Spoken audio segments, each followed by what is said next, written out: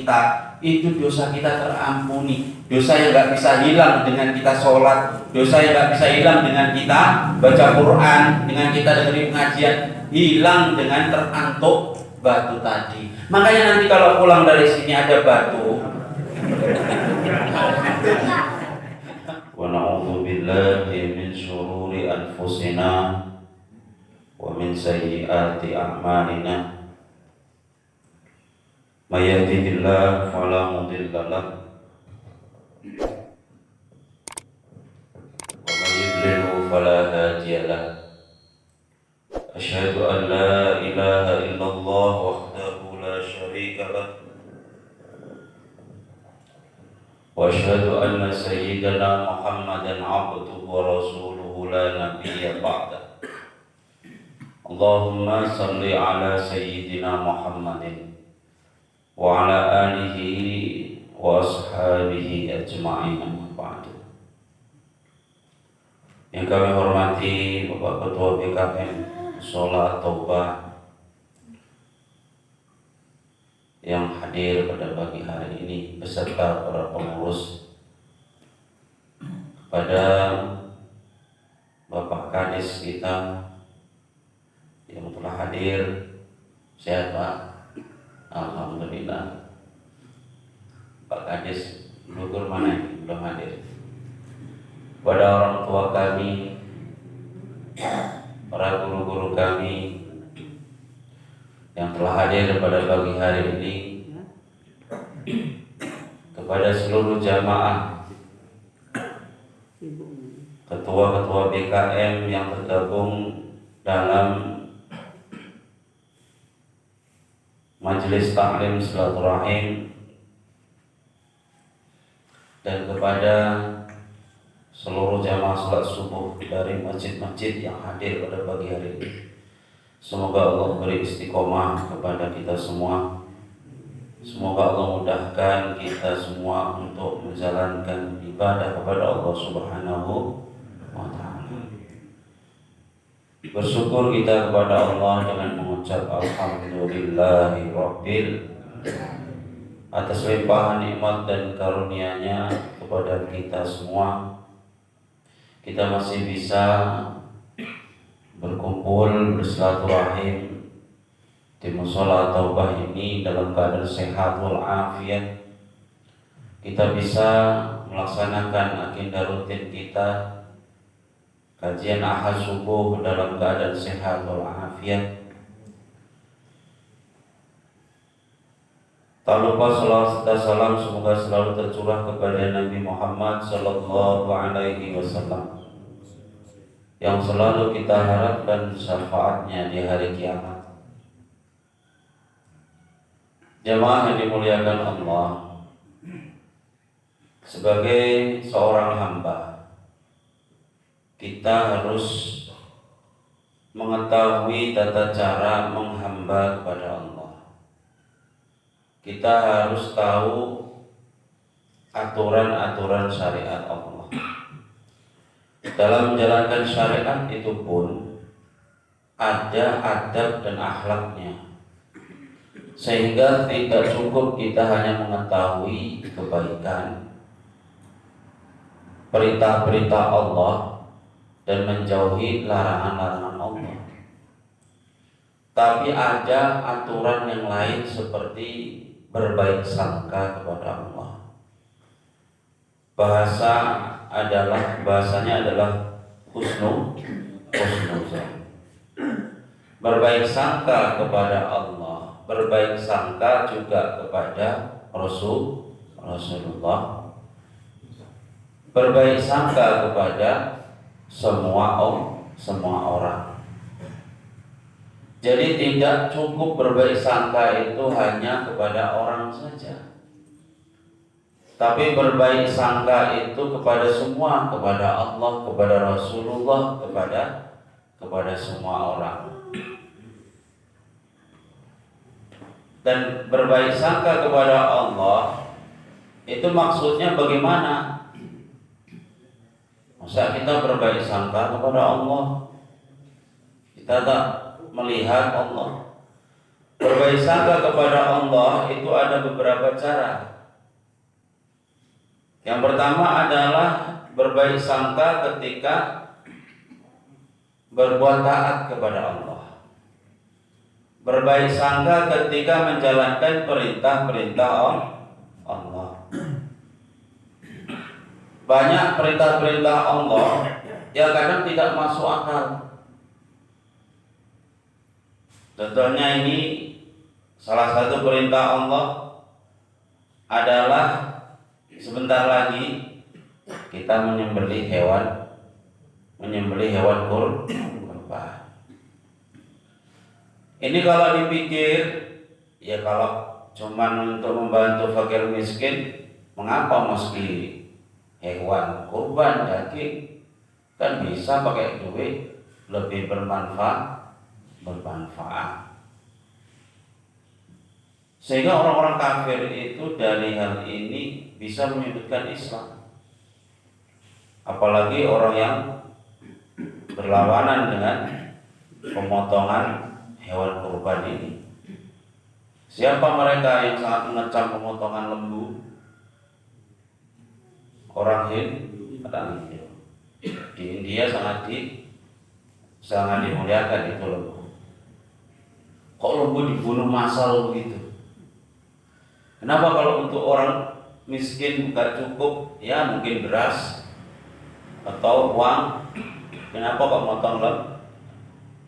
motong kambing? Padahal bapak-bapak pernah nggak terpikir kambing itu setiap tahun itu dipotong, itu ribuan di Indonesia, ratusan ribu. Setiap masjid ada motong kambing, gak cukup satu. Tapi anehnya itu gak habis-habis. Setiap tahun dipotong, tapi gak habis. Padahal kambing itu yang paling cepat bisa dipotong itu setahun ke atas. Jadi kambing yang boleh dipakai kurban itu umurnya berapa? Setahun ke atas. Itu domba. Itu kambing yang lain, bukan domba seperti kambing hitam, etawa, itu nggak boleh kalau 1 tahun masih. Dia mesti 2 tahun ke atas. Tapi kalau domba setahun ke atas sudah boleh. Itu bedanya. Lembu juga begitu. Lembu, onta itu 2 tahun ke atas.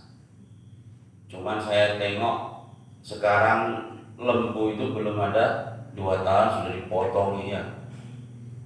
Pernah nggak ditanya kalau beli lembu kurban ini sudah berapa tahun?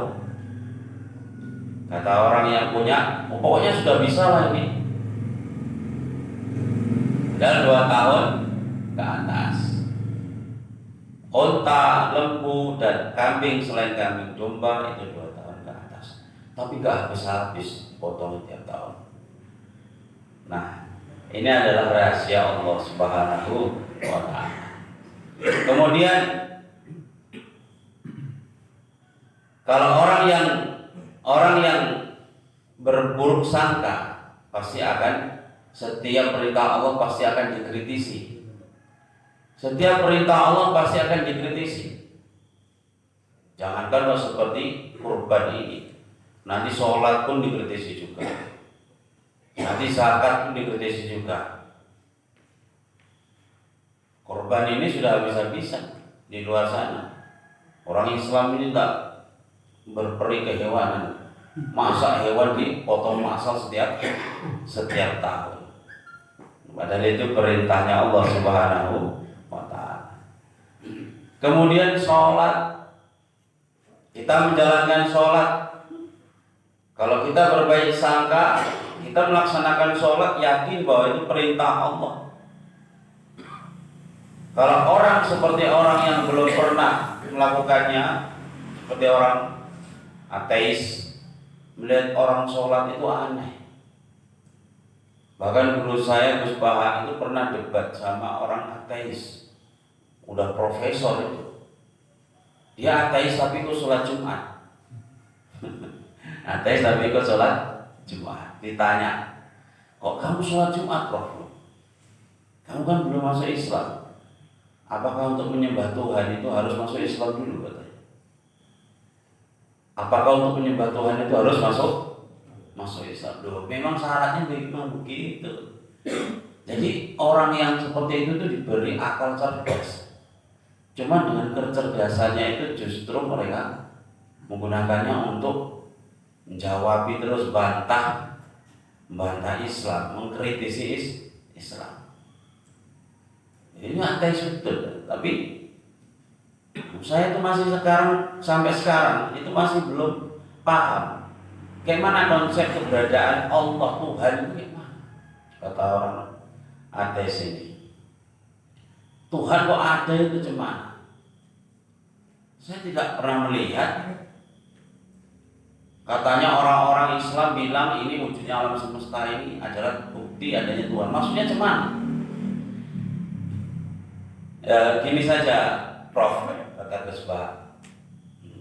Gus Baha itu memang nggak pernah kuliah, tapi lawan debatnya sudah profesor, ya.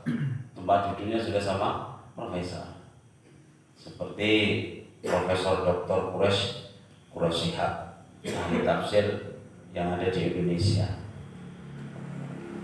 Jadi begini ya, kalau kita punya gelas ini, kemudian gelas ini saya jatuhkan, pecahlah gelas ini, terterima akal enggak kalau saya bilang gelas ini pecah dengan sendiri? Loh ya enggak, no. Tadi Gus Baha yang menjatuhkan gelas kaca itu. Berarti pecahnya gelas itu ada yang memecahkan. Dari hal kecil seperti ini kita bisa tahu setiap ada akibat pasti ada sebab. Pecahnya gelas ini saya sebabkan.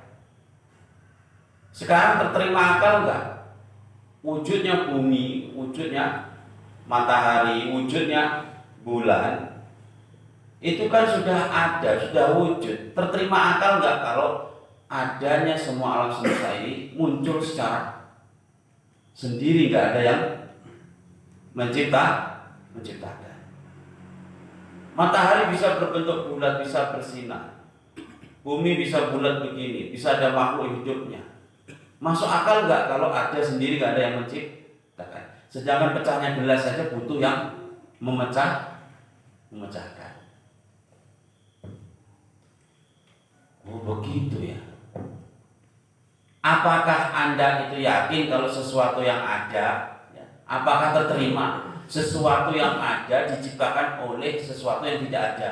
Kalau Anda mengatakan bahwa Tuhan itu tidak ada, Allah itu tidak ada, terterima akal enggak sesuatu yang ada seperti alam semesta ini kan ada semua, diciptakan oleh sesuatu yang tidak ada? Misalkan kalau kita katakan Allah itu tidak ada, ya bumi alam seisinya ini ya ada sendirinya. Yang menciptakan siapa? Ya nggak ada. Kan lucu. Nah, ini masuk akal Pak. Ini bisa pahami. Nah, ini orang profesor pun, ateis pun, yang sudah profesor sekalipun, itu masih kebingungan menerima konsep apa wujudnya Allah. Kalau kayak gitu dulu dijelaskan kepadaku, itu pasti saya sudah masuk Islam dari dulu, katanya. Kenapa nggak ustaz kiai dulu juga jelaskan ke saya kayak gitu dari dulu? Kembali lagi kepada baik sangka kepada Allah. Dikritisi lagi, kenapa kok orang Islam mesti puasa berlapar-lapar di 30 hari di bulan Ramadan? Secara akal ya orang puasa kan makan lemes, nggak bisa aktivitas dengan sempurna. Tapi malah ada yang bilang puasa itu sehat, diteliti oleh mereka. Ternyata betul. dengan puasa setiap tahun 12 bulan, digunakan puasa sebulan setiap tahunnya, itu bisa membakar lemak-lemak jahat yang bisa membahayakan tubuh. Siapa yang bisa tahu ini? Padahal ini sudah 1400 tahun yang lalu. Diteliti sekarang semua. Baik sangka saja kita kepada Allah, kepada syariat-syariat Allah. Karena syariat Allah ini pasti kalau tidak bermanfaat untuk kita sendiri, pasti untuk orang lain. Kalau enggak di dunia, pasti nanti bermanfaat untuk di akhirat. Jangan pernah kita beranggapan ada syariat Allah yang satu pun, larangan Allah satu pun itu tidak bermanfaat. Ngapain Allah melarang kita untuk makan babi, roh babi enak kok katanya. Akhirnya dicari alasan. Oh, babi itu dilarang karena ada cacing pitanya. Diteliti. Kalau misalkan cacing pitanya sudah tidak ada, berarti boleh. Boleh nggak? Nggak boleh juga kan? Jangan dicari-cari alasannya. Ya. Jangan dicari-cari alasan. Kalau sudah dilarang oleh Al-Quran, Allah melarang, ya sudah tinggalkan. Zina itu kenapa diboleh, apa dilarang? Haram. Ya karena enak, Ustaz. Oh, bukan itu jawabannya. Zina dilarang karena itu bisa menyebabkan bercampurnya nasab. Ada satu perempuan gadis, ya, digilir sama 13 orang. Pernah dengar? Berarti suka baca kayak gitu. Ketahuan ini. Rupanya hamil ini yang hamil siapa? Ditanya, siapa yang menghamili kamu? Ya gak ngerti piye kok. Hamil kok gak ngerti. Kamu yang melakukan. Oh, rame-rame kok 13 orang. Ya gak ngerti siapa yang diantara mereka yang jadi anakku ini. Karena inilah kemudian zina dilarang. Dulu orang Arab kalau nyari jodoh, ya untuk anak gadisnya itu digilir. Sopo sing cocok, ayo sing cocok. Nanti kalau sudah jadi anak sing cocok, itulah sing jadi bojone. Dulu kayak gitu caranya. Datang Islam dihapuskan cara yang seperti ini, cara busuk seperti ini. Masa mau cari mantu disuruh gilir anaknya dulu. Ayo sopo giliran. Kalau sekarang kayak gitu masih ada, Pak. Masya Allah. Luar biasa ya. Luar biasa kayak gitu. Ini cara hewan ini seperti itu. Maka yang seperti ini dilarang. Ya. Tapi jangan pula alasannya cuma karena bisa menyebabkan terjadinya ikhtilatun nasab.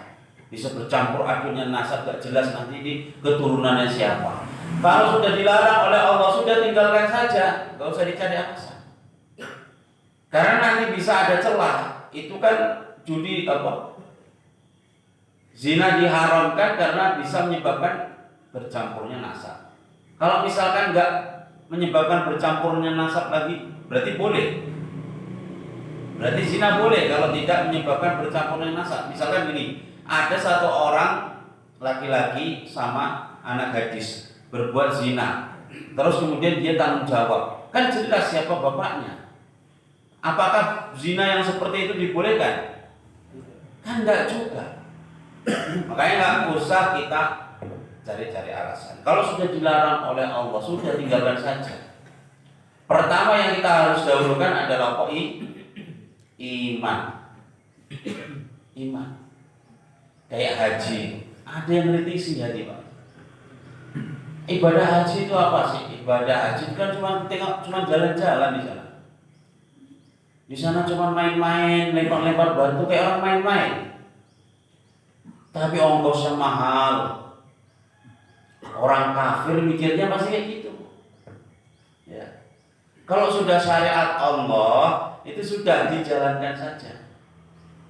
Kau usah mikir terus, baik sangka saja kepada Allah. Tapi kenapa kok Nabi Muhammad bilang barang siapa kok hajinya diterima, hajinya mabrur, maka tidak ada balasan yang cocok untuknya kecuali surga. Padahal ibadahnya cuma main-main saja. Ini harus berbaik sangka kepada Allah. Kalau itu perintah Allah ya sudah lakukan. Maka bapak-bapak di sini yang belum daftar haji, ini sekarang daftar tunggunya berapa Pak Ustaz? Daftar tunggunya sumut berapa? Kalau sudah daftar nunggu berapa tahun lagi? 17. Alhamdulillah.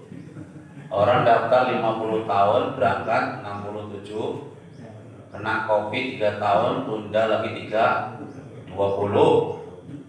Orang berangkat 50 tahun ya, daftar 50 tahun, berangkatnya iso 70. Wis diberangkatke dhisik ning kuburan. Dipanggil endi wae gino mau. Harus ninggal suwe lah dipanggil. Ana saiki sing 30 tahun. Ning Sulawesi piro berapa? 40 tahun mau piro. Kane sampai 60 tahun sampeyan tungune. Lahir langsung daftar ke haji, Pak. Nek gak ngono ketuaan. Begitu lahir procot langsung daftar ke haji. Nek gak ngono ketuaan. Makanya sekarang itu memang murah haji itu. Kalau dihitung cuma 3 lembu. Satu lembu yang gak besar saja sudah 14 juta. 3 lembu sudah cukup untuk haji. Dulu kalau Mbah Mun cerita itu haji itu habis sampai 14 lembu.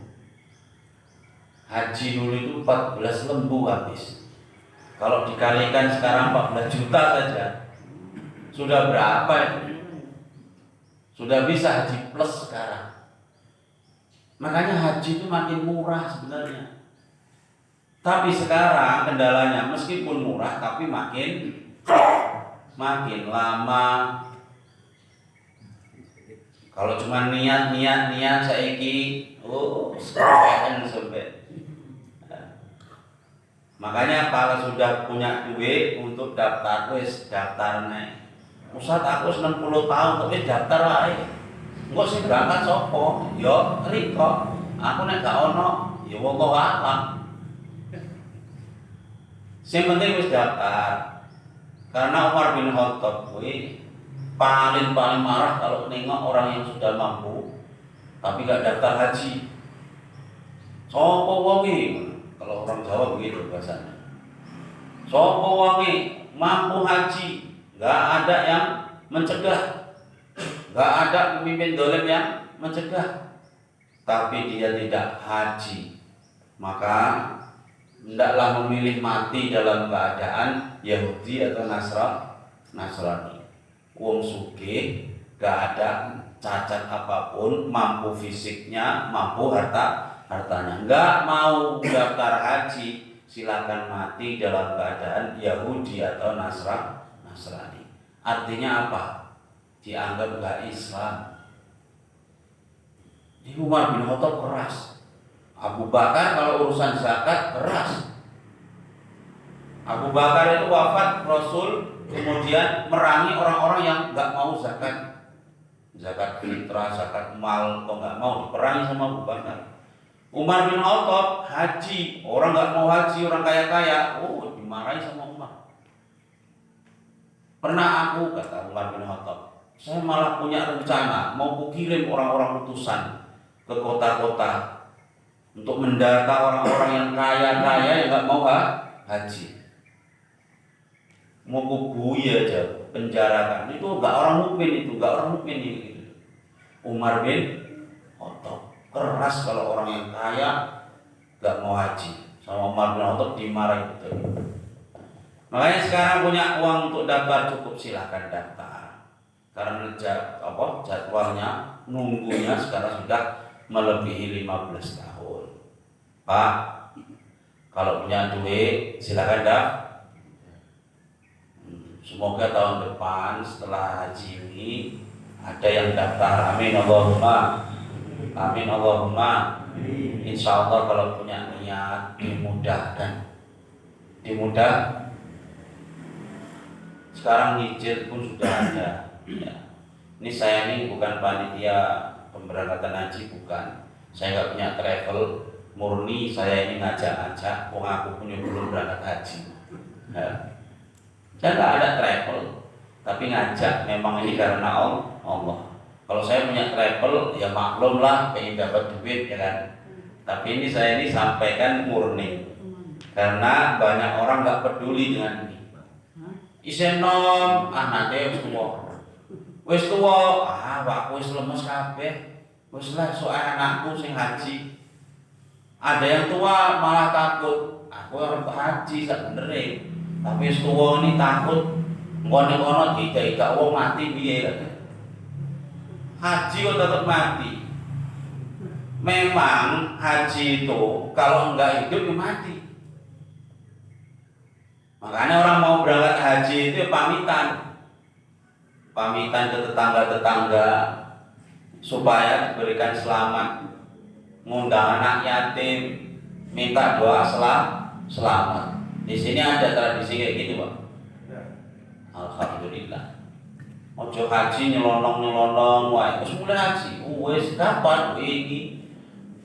Rupanya haji ini ning Jepang. Mulai bilang haji.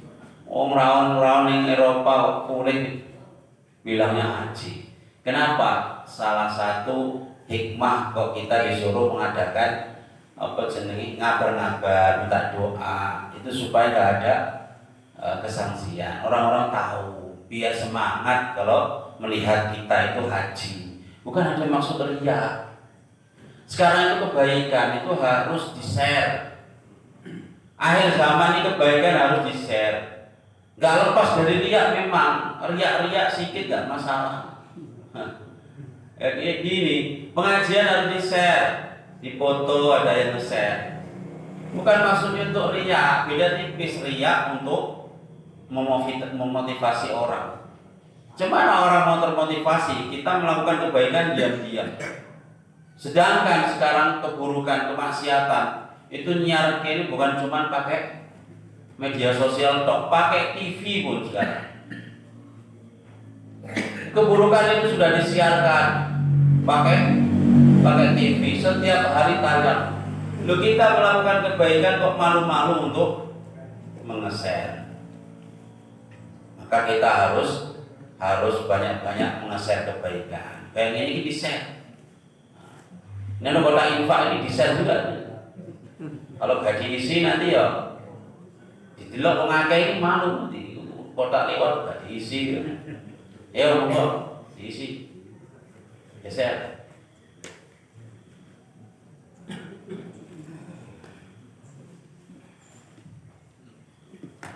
Kalau pakai akeh penting merah. Ungu yo boleh. Biru yo boleh. Nek ngaji ku yo nggawa sithik, 2.000, 5.000. Infak subuh itu bisa menolak bala. Satu hari ini misalkan sudah ditulis, misalkan ini sudah ditulis, jika anak isi bulan ini satu hari ini kecelakaan, tanggal iki, jam iki, menyeberang nggak nengok jalan, tabrak, karena kita infak subuh ini, itu bisa digagalkan, menolak bala. Jangan sepele sedekah subuh itu, meskipun cuma Rp1.000. Gak ada uang 1.000, saya gak apa-apa 2.000. 2.000 juga gak bawa, saya gak apa-apa sih, biru-biru gak apa-apa. Ya, soalnya ngaji, sidik-sidik gawa. Sedekah subuh itu Masya Allah luar biasa. Jamaah yang dimuliakan Allah, kita harus berbaik sangka setiap perintah Allah yang kita tahu. Dahulukan iman kepada Allah. Ya. Haji, baik sangka aja kepada Allah. Orang yang hajinya mabrur tak ada balasan yang cocok kecuali apa tadi? Surga. Tapi dapat haji mabrur itu payah. Pernah di zaman Abdullah bin Mubarak itu 700.000 orang jamaah haji. Saya kan wis luwih 2 juta ya. Dulu 700.000 Mas, belum diluaskan. Zaman Abdullah bin Mubarak itu nggak ada satupun yang hajinya mabrur. Kok tahu? Pas Abdullah bin Mubarak itu ibadah haji, siap tawaf dia duduk-duduk, kemudian tertidur dia, mimpi itu dengar malaikat cakap-cakap. Saiki jamaah haji piro Kak? Malaikat koyok malaikat loro ngobrol deh 700.000 Loh, 700.000 itu yang hajinya mabrur piro? Ya gak ono to niki. Ini malaikatnya bahasa Jawa nih medolna nih. Kita tak apa tak bahasa Jawa, tak bahasa Arab ora paham. Aku pun juga iso bahasa Arab. Jadi tak terjemahke. Iki tahun ini piro sih di terima hajinya mabrur? Gak ono. Dari 700.000 jamaah haji gak ada yang hajinya mabrur. Ono mau siji kuwi pun gak teko lho. Wong gak teko kok hajinya mabrur. Iya saya di muafah jenenge. Kuwi gak teko tapi hajinya mabrur. Ada yang bilang al-muafah. Akhirnya diusut. Omahe ning kene alamat iki di Damsyik, Damaskus, Syria. Syria tahu Pak di mana? Syria itu kalau Tanjung Anam nanti belok kiri terus dapat lampu merah, naik beca 5 tahun sampai. Jadi di Syria, Damsyik Syria itu tukang sol sepatu ternyata. Setelah terbangun Abdullah bin Mubarak diusut, dicari.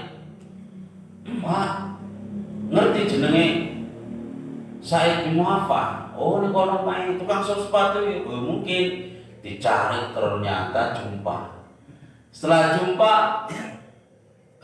gini, saya mau nanya, Anda ini kok tercatat sebagai haji mabrur?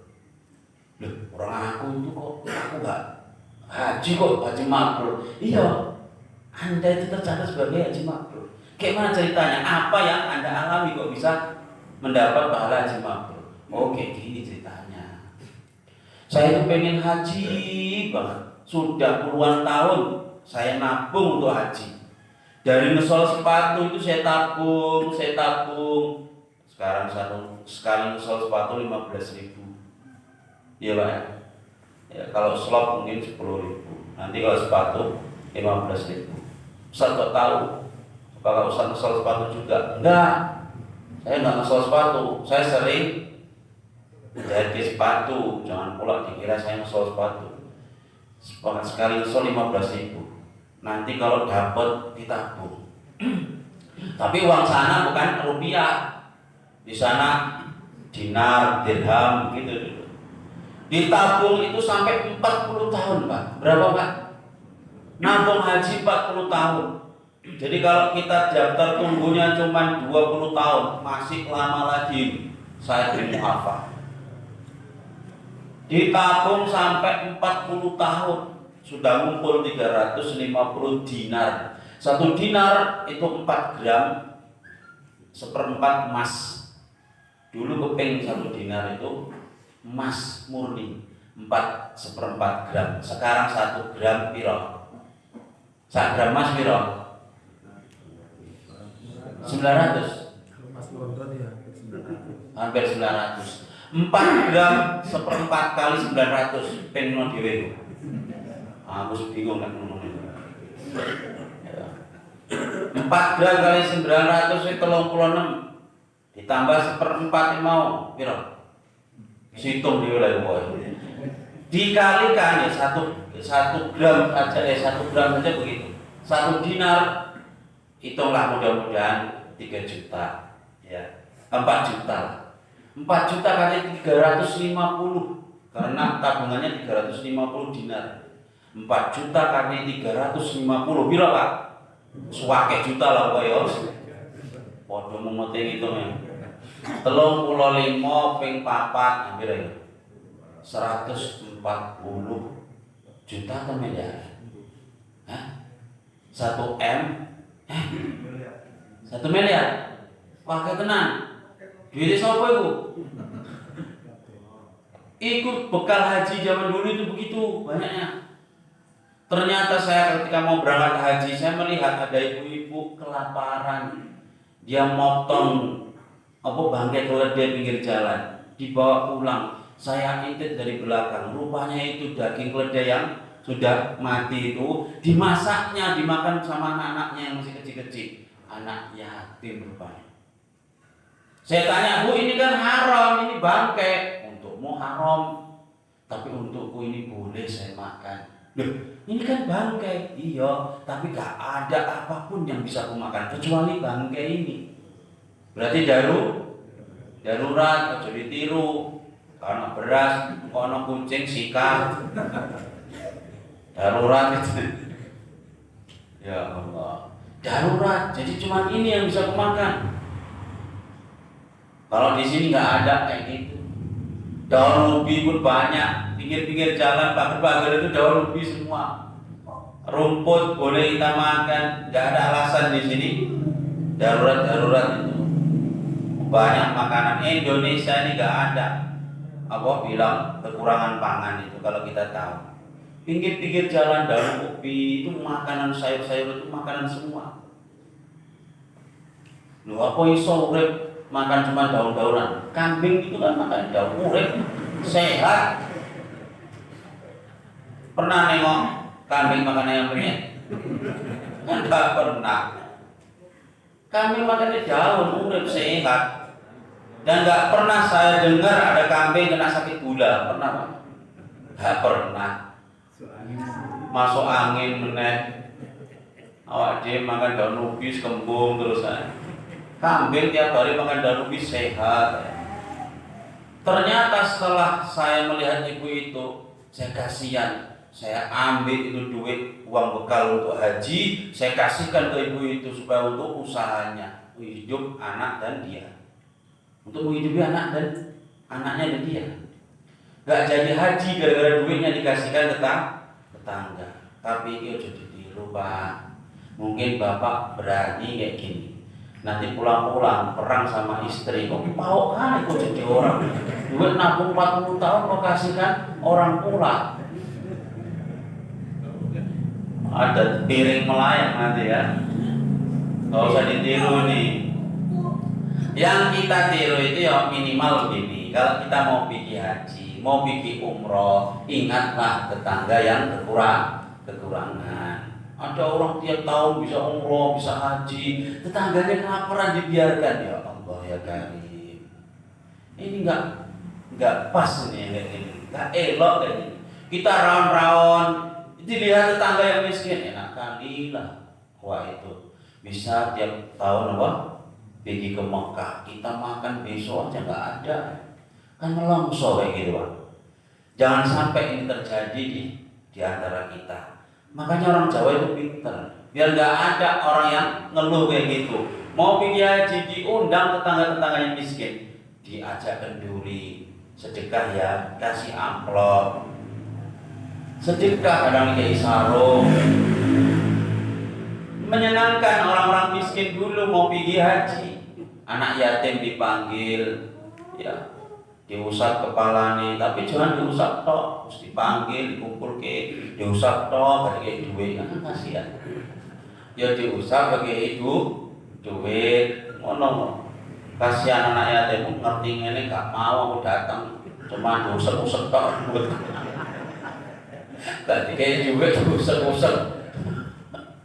Wah, jauh-jauh datang. Pagi-pagi suruh bangun, usap-usap tok kayak duit. Panggil orang-orang miskin sekitar, disodakoi, disenengke, minta doanya ya Pak ya, adik-adik, anak-anak yatim, supaya perjalanan saya ini lancar. Kayak gitu. Jadi orang sebelum kita pergi sudah senang, sudah mendoakan. Orang miskin pun gak nelongso. Tiap tahun pergi tapi tetangganya masih kekurangan, kasihan deh. Ini buktinya gak pergi pun dapat pahala haji mabrur. Ya. Tapi gak juga nanti kata Ustadz kalau kita sodakokan haji mabrur.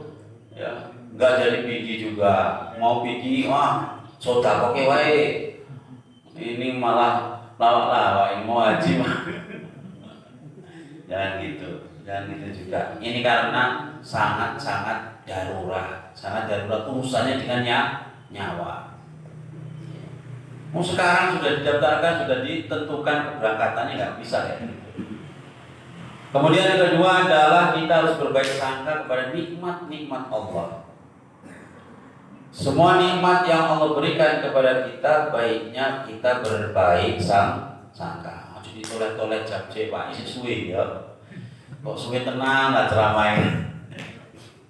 Nikmat yang Allah berikan kepada kita harus kita lihat dengan kacamata bersyukur. Kalau kita mengeluh, melihat lebih ke atas, nggak ada sedikit pun rasa syukur.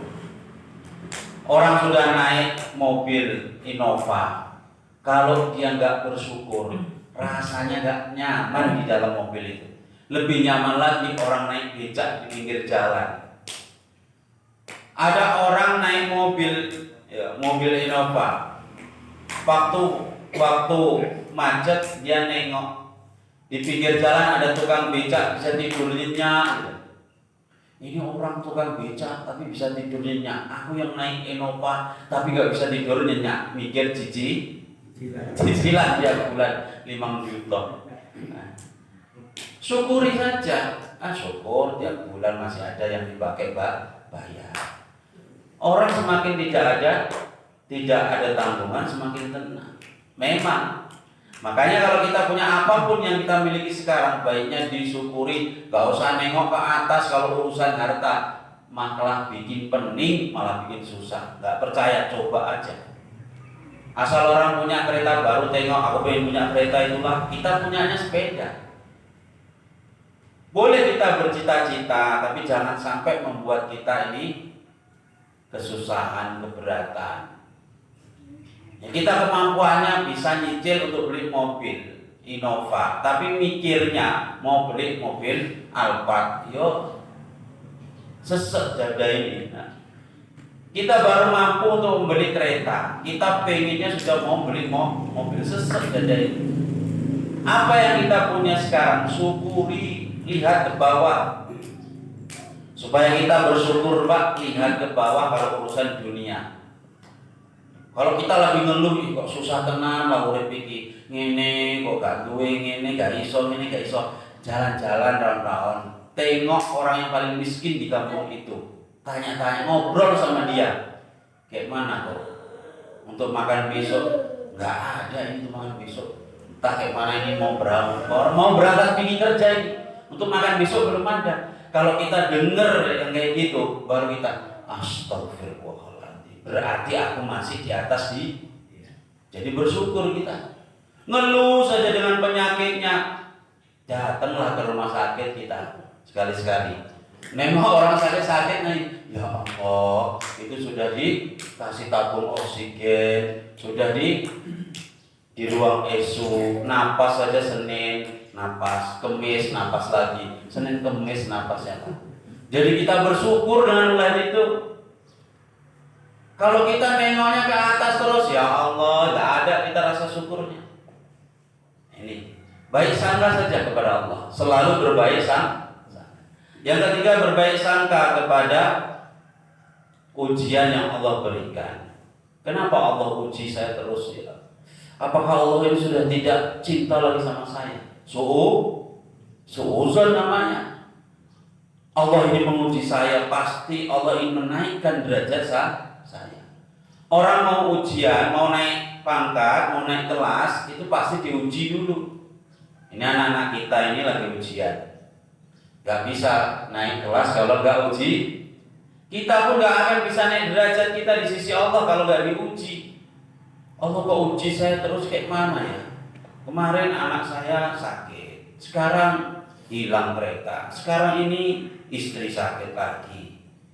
Kemarin sudah ada sawit waktu panen curi orang, ujian terus. Tapi jangan pula kita nggak ada usaha. Wah ini pasti Allah cinta sama saya. Kereta curi orang, sudahlah ikhlas saja. Sawit curi orang, udah ikhlas saja.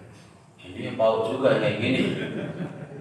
Ada usaha untuk supaya dicegah, jangan sampai terjadi lagi. Kok malah ikhlas-ikhlasan? Ya. Allah uji kita supaya naik derajat kita. Gak ada orang mau dinaikkan derajat, gak ada ujian. Kadang sering saya sampaikan, orang itu kalau dikasih nikmat itu malah gak ingat. Orang kalau dikasih nikmat itu gak ingat, dikira malah ngene. Dia itu sudah usahanya sudah dari yang haram, ya. Tapi dia mikirnya Allah ini suka sama saya, Allah ini senang sama saya, ridho. Nyatanya usahaku haram gini saja, Allah kasih harta yang melimpah. Ini yang sudah parah ini. Sudah, padahal ini Allah itu kalau sudah benci kepada seorang hamba, itu Allah akan beri rezeki yang haram. Kalau sudah sangat benci, sudah murka sama hamba itu, Allah malah biarkan hamba ini dikuasai oleh iblis. Jadi kita harus lihat-lihat juga dengan ilmu kita. Kalau kita diuji Allah, maka baik sangka kita dahulukan.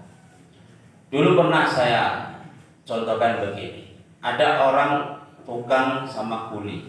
Tukang berada di atas, kuli berada di bawah. Tugasnya melempar batu bata. Tugasnya ngasih adonan semen ke atas. Lah, yang di atas ini karena saking ributnya alat-alat bangunan, yang di bawah kulinya dipanggil gak dengar. No, Jono. Jono sing jenenge Jono ora. Mohon maaf sama. No, Jono, angkat meneh. Adonan semennya angkat meneh. Gak dengar yang di bawah ini. Supaya ini nengok ke atas, akal-akalannya tukangnya dilempar uang limpul pinggirnya, pluk. Uang limpulnya di samping diambil, tapi nggak nengok ke atas, pura-pura nggak tahu. Terakhir marah tukang itu, dipanggil, dikasih duit masih nggak nengok ke atas. Akhirnya diambil serpian batu bata dilempar, tok, ngawur kepala lempar-lempar baru nengok ke atas. Ini gambaran manusia kayak gini. Dikasih nikmat ya, nengok ke atas. Dikasih penyakit, dikasih musibah baru ya Allah, baru nengok ke ono sing kaya ngene iki ono. Wonge teko. Coba maju ning kene. Nek dikasih nikmat pura-pura gak tahu sholat jarang-jarang. Tapi dikasih musibah rajin ke masjid. Isu-isu buka masjid. Langsung ngaji, ya Allah ya Karim. Jangan sampai begitu. Kalau ada diuji Allah, kita harus baik sangka. Yang terakhir, baik sangkanya kita kepada seluruh makhluknya Allah. Baik sangka kita kepada seluruh ciptaan Allah yang ada di dunia ini. Tidak ada satupun ciptaan Allah yang tidak ada gunanya. Semua ciptaan Allah ada gunanya. Jangan pernah kita menganggap ngapain Allah menciptakan nyamuk, cuman digigit orang kok. Gak ada ini gunanya, salah. Gara-gara nyamuk, berapa pabrik obat nyamuk yang dibangun? Pabrik obat nyamuk gue, itu ada yang kerja Pak di situ. Ribuan karyawan, gara-gara nyamuk iso nguripi karyawan pabrik obat nyamuk sama kayak. Obat nyamuk bukan cuma satu, ada merek 3 roda. Ada merek Baygon, ada merek Kokonet, merek Kokonet. Kok tahu saat aku jualan obat nyamuk kok? Itu baru obat nyamuk bakar, obat nyamuk semprot. Ada hit, ada Baygon, ada Kokonet. Wah, kayak semprot. Gara-gara nyamuk, ada orang pabrik bikin kelambu supaya nggak digigitinya. Pabrik kelambu berdiri, karyawannya piro. Ada raket apa itu jenenge? Itu gawe apa? Enggak kalau enggak untuk nyamuk. Gara-gara nyamuk bisa menghidupi berapa juta orang. Jangan pernah menganggap makhluknya Allah enggak ada guna. Sampai Allah bilang dalam Al-Quran, Innallaha la yastahi ayyadriba mathalan ma ba'udatan fama fawqaha. Allah itu enggak malu Meskipun cuma membuat contoh seekor nyamuk, karena dengan nyamuk bisa menundukkan orang-orang kafir. Sudahlah, kalau memang orang-orang kafir itu mengejek Allah dengan ciptaannya nyamuk, coba manusia dari dulu sampai sekarang belum ada yang bisa membuat nyamuk. Durung ana manusia sing iso bikin kaki nyamuk. Kalau kaki meja banyak yang bikin. Kaki nyamuk sampai saiki durung ana sing iso. Sayapnya nyamuk sekecil itu bisa untuk terbang. Sampai sekarang belum ada manusia bikin. Belum ada manusia bisa bikin sayapnya nyamuk, belum ada. Jadi jangan diremeh, meskipun cuma makhluknya Allah yang sekecil. Corona ada manfaatnya apa enggak? Hah? Corona ada manfaatnya apa enggak? Ada, Sat. Oh. 3 bulan sekali aku dapat bantuan gara-gara corona.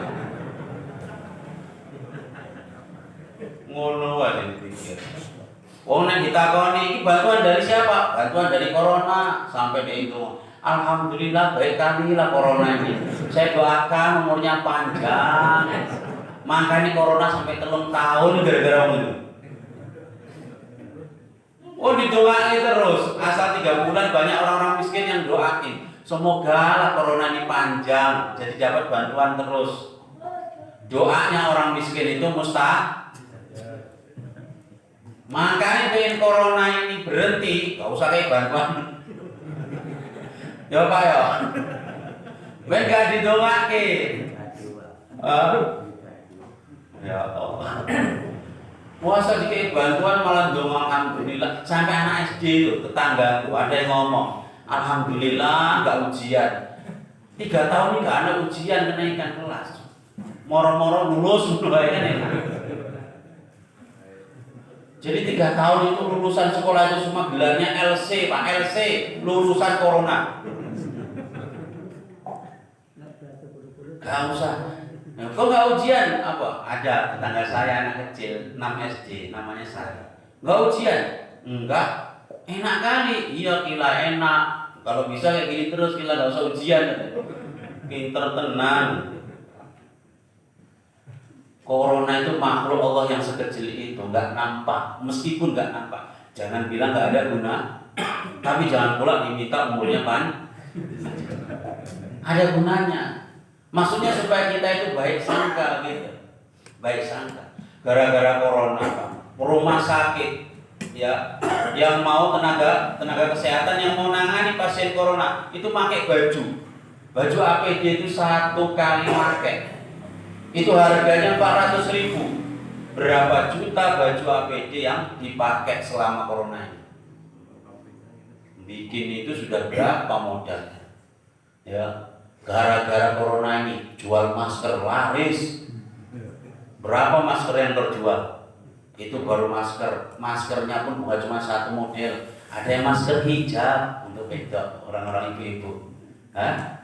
Masker ono sing ireng, ono sing putih, ono sing muncul, ono sing ini laris kabeh. Masker, sanitizer, untuk apa? Cuci tangan supaya mati bakteri ini. Banyak sekali gara-gara corona ini ekonomi berputar. Intinya apa? Setiap ciptaan Allah jangan pernah kita bilang nggak ada gunanya. Pasti ada gunanya. Sampai duri sekalipun yang kita injek itu ada gunanya. Apa gunanya? Bapak-bapak nggak tahu. Ada dosa yang nggak bisa hilang dengan sholat, dengan istighfar, dengan sedekah. Hilangnya dengan kita keinjak duri, berdarah kaki kita, keluar darah kita, terantuk batu kaki kita. Itu dosa kita terampuni. Dosa yang nggak bisa hilang dengan kita sholat, dosa yang nggak bisa hilang dengan kita baca Quran, dengan kita dengerin pengajian. Hilang dengan terantuk batu tadi. Makanya nanti kalau pulang dari sini ada batu, langsung jawab. Kalau pulang dari sini ada batu di jalan, disingkirkan Pak, jangan ditendang. Dosa saya tidak hilang tapi jangan disingkirkan. Itulah cara kita berbaik sangka kepada Allah. Berbaik sangka kepada Allah dengan cara berbaik sangka kepada ketika taat menjalankan taat kepada Allah, berbaik sangka kepada nikmat-nikmat Allah, berbaik sangka kepada ujian-ujian yang Allah berikan, dan yang terakhir berbaik sangka kepada ciptaan Allah.